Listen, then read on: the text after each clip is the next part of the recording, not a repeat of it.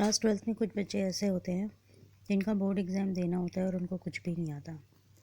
अब उनको 1-2 महीने बाद एग्ज़ाम देना है, कोई टीचर नहीं मिला पढ़ाने वाला। ऐसे तो किसी भी टॉपिक में, किसी भी सब्जेक्ट में बहुत डिटेल में, बहुत कुछ किताबों में लिखा हुआ है। इस वीडियो में केमिस्ट्री का जब पी ब्लॉक हम पढ़ते हैं तो उसमें एक टॉपिक आता है नोबल गैसेस। तो मैंने सिर्फ एक खास इंपॉर्टेंट टॉपिक लिए हैं जिनको आप तैयार करके आप अपने एग्ज़ाम की तैयारी कर लेंगे तो भी पहली काफ़ी आपकी कवर गैस है कर लेंगे हीलियम। आंसर्स। इसका एटॉमिक नंबर 2 होता है और इसका कॉन्फ़िगरेशन होता है 1s2। दूसरी आपकी नोबल गैस है नियॉन। इसका एटॉमिक नंबर 10 है। इसका कॉन्फ़िगरेशन होता है 1s2 2s2 2p6। इसी तरह से तीसरी आपकी हीलियम गैस है आर्गॉन। इसके बाद आपकी है क्रिप्टॉन, फिर है जिनॉन, फिर है आर्न रेडॉन। इसका एटॉमिक नंबर है 18, इसका है 36, इसका है 54 और इसका है 86। अगर आपको कॉन्फ़िगरेशन नहीं याद होता है कि आप ये कैसे लिखो तो आप ये दो याद कर ली। अब आप देखिए 1s2 2s2, ठीक है, 2p6 ये उतर गया। अब 2 के बाद आता है 3 वाला। आपने लिखा 3s2 3p6। अब आप पूरा जोड़िए, 2 2 4 6 10 2 12 6 18 कंप्लीट हो गया ना, है ना। फिर आप 36 का लिखना है तो 1s2 2s2 2p6 3s2 3p6।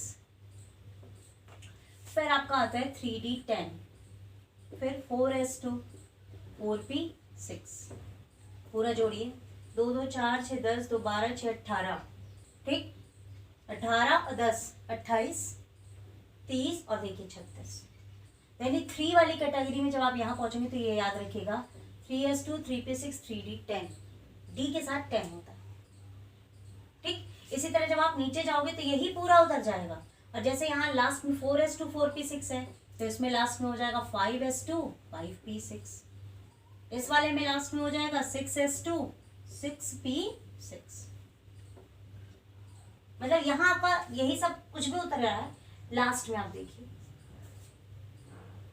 तो ये फर्स्ट पीरियड, ये सेकंड पीरियड, ये 3 है तो थर्ड पीरियड, ये 4 है तो फोर्थ पीरियड, ये 5th है तो फिफ्थ पीरियड, ये 6 है तो 6th पीरियड। यानी ओवरऑल हीलियम वो नोबल गैस का जो कॉन्फ़िगरेशन हुआ NS2 NP6 और ऊपर इलेक्ट्रॉन्स कितने हो गए 6 और 2 8, मतलब बाहरी ऑर्बिट में इसके 8 इलेक्ट्रॉन्स होते हैं। और कोई भी ऐसा एटम जिसके बाहर की ऑर्बिट में 8 इलेक्ट्रॉन्स होते हैं तो वो एकदम स्टेबल होता है, वो जल्दी किसी से रिएक्शन नहीं करता, ठीक है। और वो जल्दी किसी के साथ रिएक्शन नहीं करता इसीलिए वो इनएक्टिव होता है, क्योंकि इनएक्टिव मतलब वो रिएक्शन नहीं करता, दे आर इनएक्टिव। और एक वर्ड और है नोबल गैस के लिए, उसको कहते हैं दे आर इनर्ट। इसको आप देखते हैं जब कोई किसी से ज्यादा बात नहीं करता, कहते हैं ना इंट्रोवर्ट, ज्यादा बात नहीं करता, तो नोबल गैस किसी के साथ जल्दी रिएक्शन नहीं कर रही है तो इसको इनर्ट गैसेस भी कहते हैं। और ये आपके इनर्ट गैसेस हैं helium, neon, argon, krypton, xenon और रेडॉन, ठीक है। दूसरी बात, एक बात यहाँ पर और ध्यान देखनी है कि हीलियम में बाहर के ऑर्बिट में कितने हैं 2 और सब में बाहर के ऑर्बिट में कितने हैं 8, तो ये एक्सेप्शन है। नोबल गैस में अगर कभी कोई क्वेश्चन आता है तो जनरली इस तरह का क्वेश्चन आ सकता है, जितना मुझे लग रहा है वो क्वेश्चंस आपके साथ डिस्कस कर रहे हैं। पहली तरह का इसमें क्वेश्चन आता है why electron affinity of noble gas is 0। अब ये क्वेश्चन है, अब यहाँ पर ये लिखा हुआ है कि नोबल गैस की इलेक्ट्रॉन एफिनिटी 0 है। अब आपको यही नहीं पता कि इलेक्ट्रॉन एफिनिटी क्या होती है, तो पहले हम ये समझेंगे कि इलेक्ट्रॉन एफिनिटी क्या होती है। तो कोई भी हमारा एटम होता है, ये मान लीजिए एक एटम है, ये इसका न्यूक्लियस हो, इसकी ये बाहर की ऑर्बिट है, इसमें मान लीजिए 3 इलेक्ट्रॉन है और वो चक्कर लगा है, ठीक। तो हर एटम की बाहर की ऑर्बिट में जब 8 इलेक्ट्रॉन हो जाते हैं तो उसका ये जो वैलेंस शेल होता है ये कंप्लीट माना जाता है, उसको कहते हैं कि उसका ऑक्टेट कंप्लीट हो गया। फिर उसके बाद जो अगला इलेक्ट्रॉन आता है वो नेक्स्ट शेल में जाता है। नेक्स्ट शेल में कब जाएगा? जब इस वाली शेल में 8 इलेक्ट्रॉन पूरे हो जाएंगे। तो अभी हमने देखा जो नोबल गैस है उसका कॉन्फ़िगरेशन है NS2 Np6, यानी 8 इलेक्ट्रॉन है उसके पास। तो उसके पास तो ऑलरेडी 8 है ना, तो उसे और इलेक्ट्रॉन की कोई जरूरत नहीं है। तो इलेक्ट्रॉन एफिनिटी का मतलब किसी दूसरे एटम के इलेक्ट्रॉन को अपनी ओर खींचना। जैसे फॉर एग्जाम्पल, एक एग्जाम्पल आप ले लीजिए, आप कहीं दावत में गए, हाँ, वहां पर आपने ऑलरेडी 4 आइसक्रीम खा रखी है, तो अगर कोई दूसरा आइसक्रीम खाएगा तो आपका खाने का मन नहीं करेगा, अरे ठीक है। लेकिन अगर आपने एक भी आइसक्रीम नहीं खाई और फला बंदे के पास 2 आइसक्रीम है, तो आप सोचोगे कि एक हमको मिल जाए, है ना। एक डे टू डे एग्जाम्पल मैं बता रही हूँ। इसी तरीके से अगर मेरे इस ऑक्टेट में 8 इलेक्ट्रॉन नहीं है, तो कोई और एटम अगर आएगा जिसके पास से हमें लगेगा कि हमें इलेक्ट्रॉन मिल सकता है, तो वो एटम सोचेगा ना हमें इलेक्ट्रॉन मिल जाए, तो वो उसकी इलेक्ट्रॉन एफिनिटी हो गई। That means the tendency of an element to attract electron towards it is called electron affinity. मतलब एटम की ये विशेषता कि वो इलेक्ट्रॉन को अपनी ओर खींचता है, उसे इलेक्ट्रॉन एफिनिटी कहते हैं। अब नोबल गैस के पास ऑलरेडी 8 इलेक्ट्रॉन है, तो उसको इलेक्ट्रॉन की कोई जरूरत नहीं है। That's why the electron affinity of noble gas is 0। तो आंसर क्या होगा? The electron affinity of noble gas is 0 because it contains 8 electrons in its valence shell and its octet is complete। या short में वो उसकी electron affinity क्यों 0 है? Because it's octet is complete, है ना। या उसके पास ऑलरेडी 8 इलेक्ट्रॉन है, तो उसको इलेक्ट्रॉन की कोई जरूरत नहीं है, तो इसी वजह से उसकी इलेक्ट्रॉन एफिनिटी 0 है। एकदम समझ में आया कि इलेक्ट्रॉन एफिनिटी मतलब अपनी ओर इलेक्ट्रॉन को खींचने की टेंडेंसी, है ना। नेक्स्ट क्वेश्चन है why ionization enthalpy of noble gas are high. अब आयोनाइजेशन एंथैल्पी क्या होती है? अगर मान लीजिए कोई एटम है, उसमें कुछ इलेक्ट्रॉन्स घूम रहे हैं और हम चाह रहे हैं कि हम इसमें से इलेक्ट्रॉन निकाल लें, तो हमको जितनी एनर्जी देनी पड़ेगी उस एटम से एक इलेक्ट्रॉन निकालने में, ठीक है, वही उसका आयनाइजेशन पोटेंशियल या आयनाइजेशन एंथैल्पी होता है। The energy given to an atom to remove 1 electron from the atom. मतलब आपके पास अगर कोई सामान है और आपसे कोई दूसरा बंदा वो सामान छीन के ले जा रहा है, तो जितनी मेहनत करेगा ना कि आपसे वो सामान छीन के ले जाए, तो वही आपकी आयनाइजेशन एंथैल्पी है। तो energy required to remove 1 electron from the atom is called ionization enthalpy. अब उसके पास 8 इलेक्ट्रॉन है, तो अब अगर एक साथ 8 बच्चे हैं किसी के परिवार में, तो किसी एक को भी निकालना या झापड़ मार के निकल जाना बहुत मुश्किल काम है। किसी के पास अगर 2 बंदे हैं, एक के पास 3 इलेक्ट्रॉन है, एक के पास 8 इलेक्ट्रॉन है, तो 3 वाले में से तो तुम खट से निकाल लोगे, लेकिन 8 वाले में से आप नहीं निकाल पाओगे, because all the 8 electrons are tightly held with the nucleus. क्योंकि वो न्यूक्लियस के साथ काफी अच्छी तरीके से they are forming the bonds and it is very tough to remove that bonding of the electrons and to remove that electron from the atom। तो वहां से 8 इलेक्ट्रॉन में से एक इलेक्ट्रॉन निकालने में ज्यादा मुश्किल होगी, तो बहुत एनर्जी की जरूरत पड़ेगी। तो that's why ionization enthalpy of noble gases are high because it's octet is complete and it has stable configuration of NS2 Np6। तो ionization enthalpy of noble gas are high because it have stable configuration। It has stable configuration। और आप अगर अपने आप बना के लिख सकते हो तो आप लिखो and it is very hard to remove electrons from the orbitals of the orbit of the atom। बहुत मुश्किल होगा उसमें से इलेक्ट्रॉन निकालना। That's why ionization enthalpy of noble gases are high। मतलब क्वेश्चन में क्या है कि हमको ये समझना है कि आयोनाइजेशन एंथैल्पी क्या है, कि कितनी एनर्जी की जरूरत पड़ेगी उसमें से इलेक्ट्रॉन रिमूव करने में। इसके बाद नेक्स्ट क्वेश्चन है why noble gases are inert. Noble gases inert क्यों है? तो यानी वो किसी से रिएक्शन क्यों नहीं करती? क्योंकि उनका ऑक्टेट कंप्लीट है, उसे ना इलेक्ट्रॉन लेने की जरूरत है ना इलेक्ट्रॉन देने की जरूरत है ना। तो noble gases are inert because they have complete octet, they have stable configuration, that's why they are inert or they are inactive।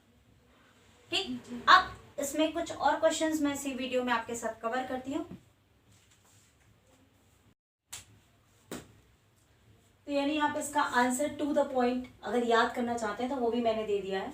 Y electron affinity of noble gases is 0, point wise देखिए, due to stable configuration and they do not accept electron. Stable configuration है तो electron वो लेंगे ही नहीं, जब electron वो लेंगे नहीं तो इलेक्ट्रॉन एफिनिटी 0। अगला देखिए, why ionization enthalpy of noble gases are high. Ionization enthalpy ज्यादा क्यों है? Due to stable configuration and it is very tough to remove the electrons from the outermost orbit। अगर आप इतना भी लिखते हो तो आपको आंसर मिलेगा, नंबर मिलेगा। फिर आपका नेक्स्ट क्वेश्चन है why noble gases are inert। तो आप यहाँ 2 पॉइंट दे सकते हो। noble gases are inert because they have complete octet and they have high ionization enthalpy। ठीक, नेक्स्ट क्वेश्चन,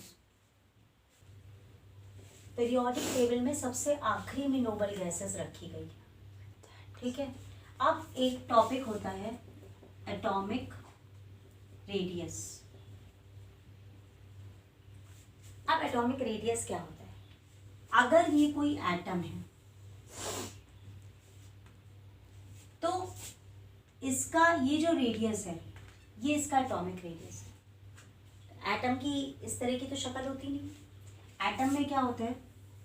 ये न्यूक्लियस होता है और इसके बाहर हो ऑर्बिट्स में इलेक्ट्रॉन चक्कर लगाते रहते हैं। तो अगर मान लो कोई एटम है, इसमें ये एक ऑर्बिट है तो इसका ये रेडियस हुआ, लेकिन ये 2 ऑर्बिट हो गई तो इसका रेडियस ये हो गया। अब अगर मान लो 3 ऑर्बिट हो गई तो इसका रेडियस और बड़ा हो गया कि नहीं? जी आंटी। तो जैसे जैसे शेल बढ़ती जाती है, इस एक को शेल बोलते हैं, SHELL शेल। जैसे जैसे शेल बढ़ती हैं वैसे वैसे एटॉमिक रेडियस बढ़ता है। और ये शेल कैसे बढ़ती हैं? जब हम पीरियोडिक में ऊपर से नीचे जाते हैं। तो एटॉमिक रेडियस की खास बात होती है जब हम किसी ग्रुप में फ्रॉम टॉप टू बॉटम जाएंगे तो एटॉमिक रेडियस बढ़ता है, लेकिन अगर हम किसी एक लाइन में जिसको पीरियड कहते हैं तो वहां पर एटॉमिक रेडियस नहीं बढ़ता। लगातार सब में एक, अगर यहाँ पर एक शेल है तो इसमें भी एक ही शेल होगी, इसमें भी एक ही शेल होगी, इसमें भी एक ही शेल होगी। तब यहाँ पर क्या मतलब है? मतलब सबके रेडियस क्या बराबर है? लेकिन ऐसा नहीं है। वहां पर क्या होता है, मैं पूरा नहीं मिटा रही, कि यहाँ पर अगर एक इलेक्ट्रॉन है तो मान लो यहाँ पे 3 इलेक्ट्रॉन हो गए, फिर मान लो यहाँ पे 5 इलेक्ट्रॉन हो गए, 3 4 5, लेकिन शेल उतनी ही रहती है। लेकिन क्या होता है कि ये इलेक्ट्रॉन नेगेटिव चार्ज है और न्यूक्लियस अंदर पॉजिटिव चार्ज है, तो इनके बीच में अट्रैक्शन बढ़ जाता है। तो जब 5 इलेक्ट्रॉन है तो अट्रैक्शन ज्यादा हो गया और 1 इलेक्ट्रॉन है तो अट्रैक्शन कम हो गया। इसको तुम डे टू डे एग्जाम्पल में समझ सकते हो। हम लोग के घरों में लड्डू बनाए जाते हैं, तो आप देखिए अगर कोई लड्डू ढीला है, लाई का लड्डू है, ढीला है, अभी वो टाइटली पैक नहीं है तो उसका रेडियस थोड़ा बड़ा होता है, लेकिन जब लड्डू टाइट कर देते हैं तो वही लड्डू रेडियस थोड़ा छोटा हो जाता है।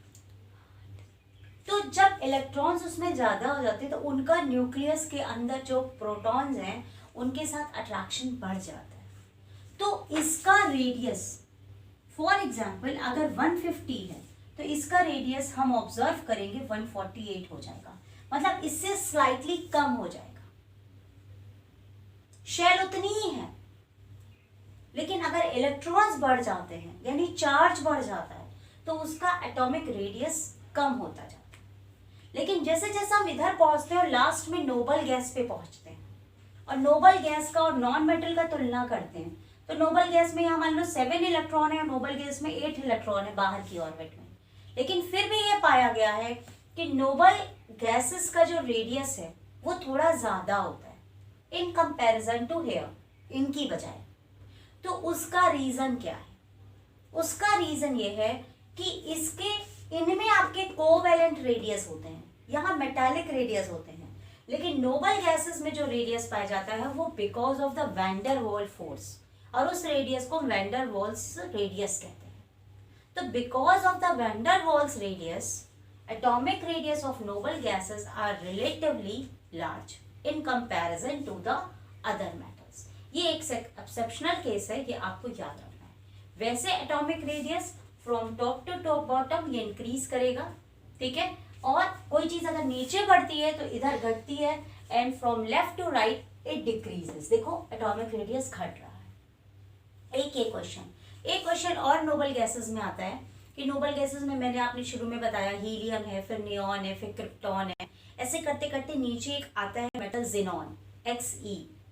तो जब उसका कॉन्फ़िगरेशन लिखते हैं तो उसमें जो आपके इलेक्ट्रॉन्स होते हैं वो d ऑर्बिटल तक भी चले जाते हैं, और आपके जो नियॉन और हीलियम में इलेक्ट्रॉन्स होते हैं वो केवल s और p ऑर्बिटल ही तक रहते हैं।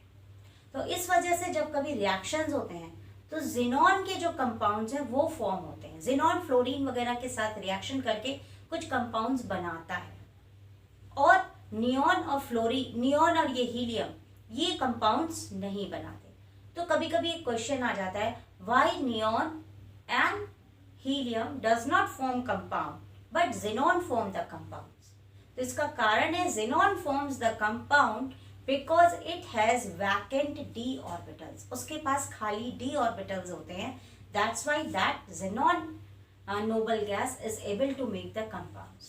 एक क्वेश्चन और नोबल गैस में आता है कि आजकल कैंसर जो है उसकी कीमोथेरेपी के जरिए उसका इलाज किया जाता है, तो वो कौन सी ऐसी उसमें नोबल गैस होती है? वो होती है रेडॉन, Rn। तो radon is used in the cancer for doing the chemotherapy of the patients. आप इतनी बातें याद कर लीजिए तो हो सकता है कि आपका नोबल गैस से रिलेटेड क्वेश्चन आप सॉल्व कर सकें। अगर वीडियो पसंद आए तो प्लीज़ बेटा लाइक कीजिएगा। Thank you.